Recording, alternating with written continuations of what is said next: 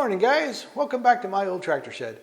Been puttering out here for a little while this morning. The final drive that I took this differential out, I was playing with it this morning, and the bearing carrier that, I shouldn't have closed that video. The bearing carrier that I pulled out the other day, should be the previous video. I got in that final drive and I managed to move the bearing carrier on the other side part way out. It wouldn't come all the way out because of the bull gear that's there and complicated to get it out. But I got it far enough out that I managed to get the shims out, and I just plastic tied them together so I wouldn't mix them up. These actually don't look to be in too bad a condition. So I'm hoping when I get to the 710 final drive that between those shims and these shims, fingers crossed, I'm going to be okay. What I want to do this morning is just see if I can get this ring gear off. Some discussion with a couple buddies of mine that it could be heat shrunk on there. My nephew was in here looking at it, and he said they've got to have some kind of a locating system. But I've actually noticed, I don't know if I can get it in the close-up camera, there's a roll pin there, and there's a roll pin on this other side over here. I'm hoping that, or spring pins, I think the manual calls them, I'm hoping that they're using those as an actual locator. If this is heat shrunk on, I'm going to have some problems. So this isn't too big a deal. I've already loosened most of these. Little locking tabs right here. Take a screwdriver, tapometer, flatten those down.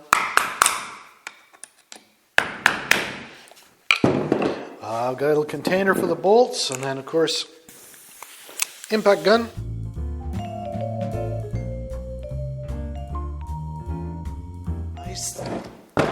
I see here that they're actually, this is similar to some of those shifter linkage parts. There's a roll pin inside a roll pin. Let me think about that for a minute. Well, obviously I can't push them through. There's no hole through the crown gear. Let me just fool with this for a few minutes.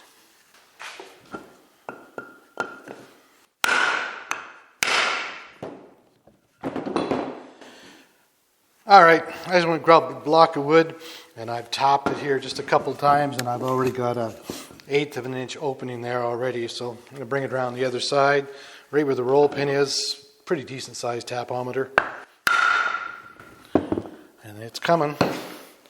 I feel I think I should go. And you know what, okay, these I was just going to say I should mark this somehow, but these roll pins aren't 180 degrees to each other, so there's only one way that this gear can go back on here. So I think I'm just going to ease up on the, still use the same tapometer, but I'm going to ease up a little bit here.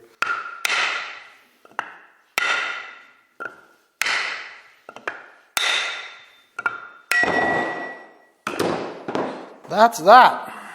So it is located on those roll pins. All right, I got to shuffle a bunch of stuff here in the shop. Rearrange some cameras, rearrange the shop. I'll bring you guys back here in just a little bit. Stay tuned. Alrighty guys, I got the 710 final drive moved over here onto my little high lift. Just before I start taking this apart, reading through the manual, and they show putting a dial indicator on here, and a couple pry bars, and you're trying to move the differential back and forth in the bearings. I guess we're checking the bearing preload. I've been playing with it for a few minutes. I'm a little puzzled by it, but whatever. I got the close-up camera going here. When I put the bar on the one side, I can get it to move. When I put the bar on the other side, I can't get it to move. And I think they said it's supposed to be between 0 and 3 thou. I'm not really sure what to make of this. I'll videotape it and show it to my machinist neighbor, see what he thinks. But yeah, if I put the bar on this side, if you watch that dial indicator, it moves. Well, if I put a little force on it, I can actually get it to move maybe 2 or 3 thou.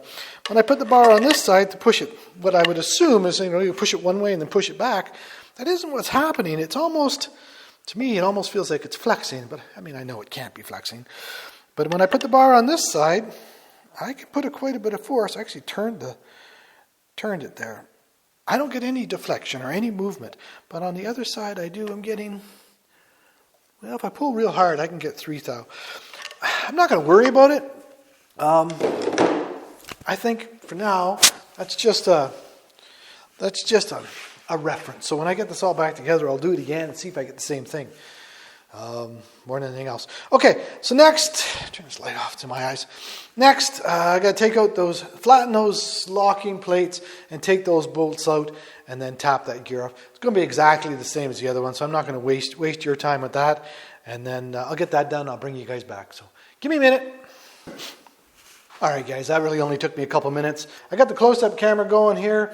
When I took the other one off, it just looked like it was located on the dowel pins, but of course I wasn't looking at the bottom side. Now of course I can see here quite clearly, and you can see where my finger is. There's a machined surface there, and the round gear actually sits directly on that, so I'm sure those roll pins help hold it, but that locks it into position, so there's no movement at all there. So that's that. It's just sitting here loose now. So the same as the one before, I got to get this roll pin out of the shifter fork for the, I call it posi lock, differential lock. Punch in there. This punch is a little long. Couldn't find the one I had the other day.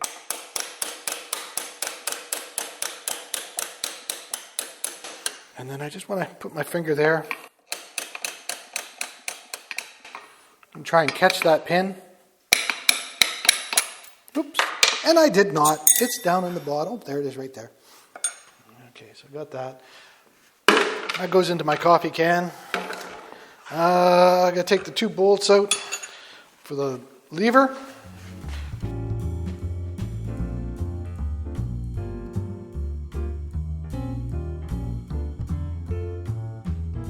Let me clean this all up and I'll bring you guys back. Alright, I just put a piece of coat hanger that through one of those holes and tightened it onto my little bar here. I did break the coat hanger, but it seems it seems pretty strong. Okay, in the close-up camera, right where is it? Right there, where my finger is. You can see there's a little gap. That's the space between those two half-moon shims. When I was taking the 510 apart, I was working. Let me zoom out this camera a little bit. There's a notch here and there's a corresponding one down the other side. And I had started fighting with it there and I damaged the shims. And then once I got it 3/4 of the way apart, I saw this little gap down there. So on this one, I have cleaned it up on both sides. And I am going to attempt to get my screwdriver and punches in there.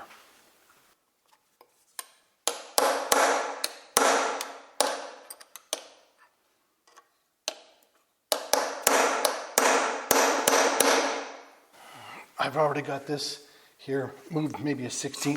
I'm going to go to the other side. I need my light. Right there.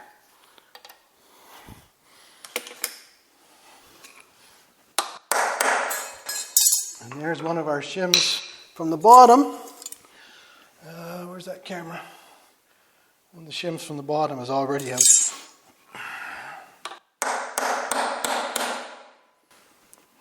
Okay.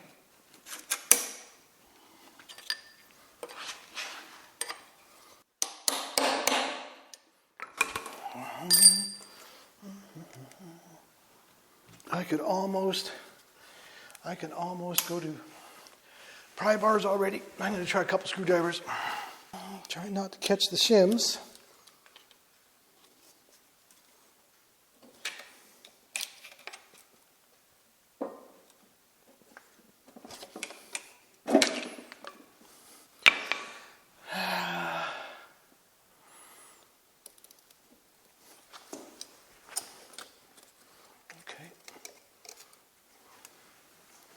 There's a top shim. I'm just going to sit that on the top, and I'm going to set this one on my high lift at the bottom.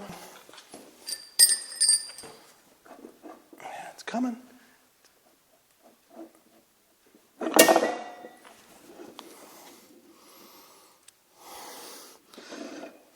I'm just going to sit this down on the floor. And I'm going to go wash my hands, and I'm going to have a little bit closer look at all of this. Certainly easier getting this off and getting those two chisels in between the shims than the way I did the other one. It was kind of misleading in the book. They showed those two tabs to pry there. That didn't work the best. Now, my little tables there. I don't know if it's in the view of the camera. That's where I've got all those 510 parts. I think I should stop and put that all away. I've got the, I'm going to call that the pinion gear, I guess, that drives the bull gear. I got that sitting on the floor. I got the shims here. This is all the stuff that I need to reuse. I don't really want to leave it laying on the floor. I think I'm going to stop. I'm going to clean things up and sort things out, and I'll bring you guys back. All right, guys, I've cleaned up a little wee bit. I carried the parts from my table here that belong to the 510, put them out in the shed. I put that differential into a garbage bag, wrapped it up pretty good. Okay, I've been kind of looking at this a little bit. This bull gear is going to cause me a problem. In the 510, when I was taking the differential out, the bull gear on this side was broken and gone, so it didn't cause me any grief. I'm not sure if I'm going to have enough room to get this ring gear past there, but I went and got a couple little chunks of wood. I can't hang on to both gears at the same time. Chicken wings just won't do it. I'm by myself, so I'm going to roll this gear back. Got that close-up camera running. Not sure if you can see what I'm trying to do, but I'm trying to move that gear back as far as it'll go. And then trying to get a block of wood under there. I can see I am not going to have... Oh, it's close. It's so close. But I don't want to damage that bearing. I can't get too aggressive. The crown gear, the close-up camera, that crown gear on the other side, out of view of the close-up camera. I'm coming up very, very, very close. But if I could just get...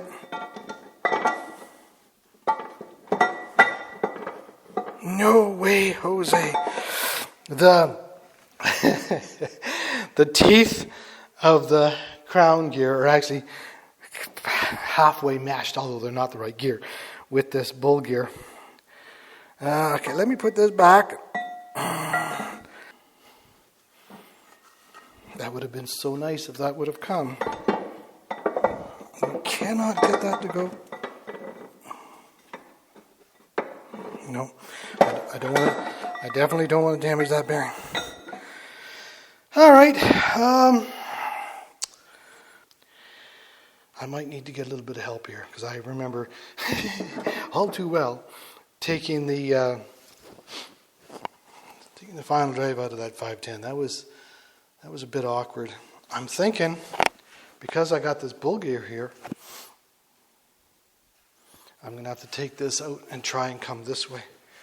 But I think, tell by the time on the clock on the wall, time for coffee. I'll think about this a little bit. But I think maybe I better get a second person here to give me a hand. So once again, for you, be a couple seconds. See you soon. Well, hey guys, welcome back. It is the next day. I'm still puttering away with this final drive. Last night I was looking at the video that I shot yesterday. I was editing, and it occurred to me, maybe I could just try and remove that bearing. I came back out after supper and had a look at that. The bearing puller that I have is too wide. It wouldn't fit in there, and sure, I could do it the old-fashioned way with a hammer and chisel and curse and swear and whatnot. Don't want to damage that bearing. If the differential was going to be a huge pain in the arse to get out of there, well, maybe I would travel down that road, try and find a bearing puller. But I really don't think it's going to be that hard. It's heavy. That's the only issue. It's heavy. But anyway, last night I was in here cleaning up, and way down in the bottom in the gut down there, I found a broken snap ring. I think that's the one that came off that, counter shaft? Way, way back. Been out here puttering for a little while this morning, and I've changed a couple things. I got a little piece of plywood that I put in here, because the way the casting is, when I pull this off, it's going to want to drop down in there. And I don't think I need to take it right out. I think if I drop it down, I just roll it a little wee bit, I can get the clearance that I need. So what I did, that piece of coat hanger I had in there was not ideal. There's a close-up camera there. I made this little piece of 3/8 rod, bent very particular-like. I can put it through this hole up here, and then I take this end, the business end, and I can roll it into one of the bolt holes that actually holds the ring gear or crown gear I don't know, whatever, what do you call it in your part of the world? Ring gear or crown gear? Anyway, let me know in the comments. Okay, so this thing goes in there, and then I just turn it, and it goes into that bolt hole, and then I take my piece of 1x1 and slide it into here. I did put the bearing carrier back on. I cleaned it all up. There's an O-ring in there. I did away with the O-ring. I didn't put the shims in. I didn't pull it up tight. I just put it in enough to hold it while I cut that coat hanger off. So I've made that up. I'm going to get rid of this bearing carrier again.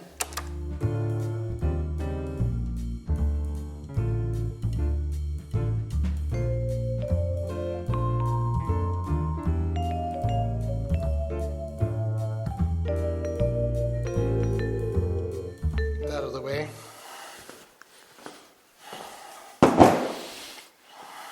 Okay. Tools all out of my way. I think I should just be able to get it out of the bearing carrier on this side and then sit it down on my little piece of plywood and then hopefully roll it that way. That is the plan. See how this goes.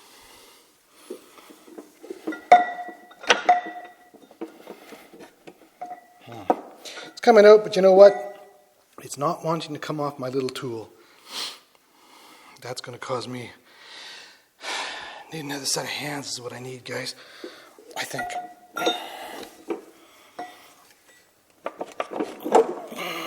Oh, and that whole stub axle's coming. I don't know if I could.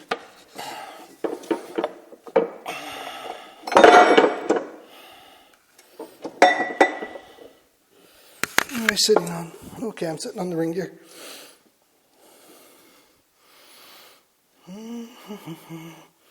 Can I roll it? I'm watching this bearing there, and I'm watching in the close-up camera. I'm watching that bearing, and I'm watching this bearing. I'm not sitting on that bearing. I'm just debating.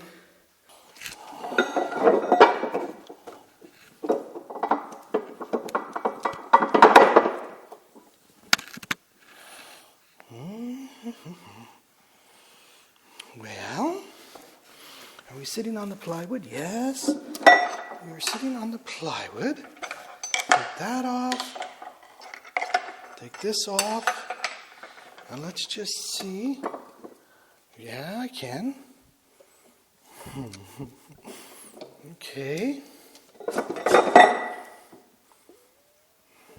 I don't want that to fall out of there.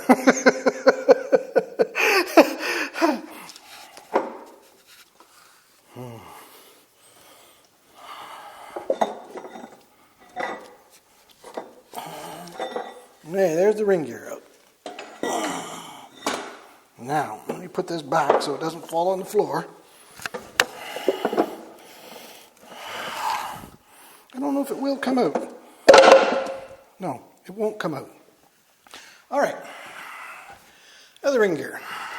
And this can only go on one way, so we're not going to worry too much. Let's just set it back in place.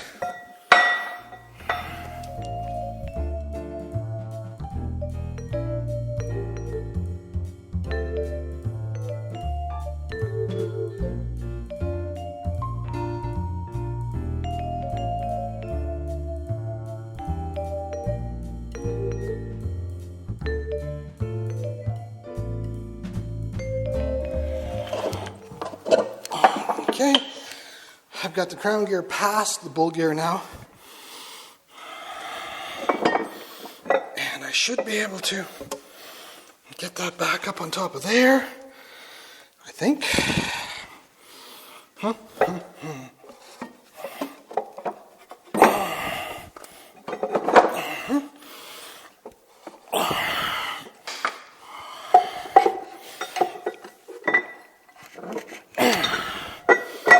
Going onto that spline.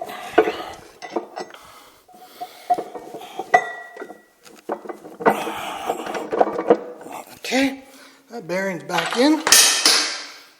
Let's put that in there, that in there, and let's get this back underneath here.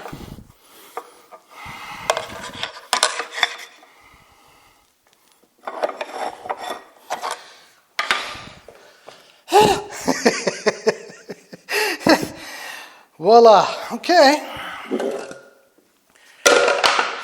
kind of the way I thought, but again, underestimating the weight of that and the level of awkwardness. All right, I'm sure this video is getting too damn long again. What I'm going to do next is I'm going to put the bearing carrier back in this side. I'm going to put it in with the shims, and then I'm going to put the bolts and the little locking pieces that go into that crown gear in. I'm not going to torque them though. I'm going to wait till I've got it coupled back together, and then I can lock that. I don't see any way of holding that. So I'm going to do that and get the shims back in, get the bearing carrier back in, get that in. Then next video, I'll get this back down.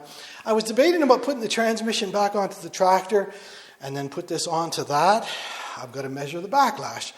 And I'm sure this is going to be going together and coming apart a few times. So I think I'm going to do it here instead. I'll get a still image of it. There's an O-ring that goes in that. I'm not going to put that in because I'm afraid of damaging the O-ring. And I'm pretty sure I'm going to put this together a few times. And I still may have to take this side apart. To adjust this backlash, I may have to remove shims from this side and add them to that side. So again, I think I'd rather work out here in the middle of the shop. Whew. Wow, that's a lot to say. Sorry. Yeah, we're going to end this one here.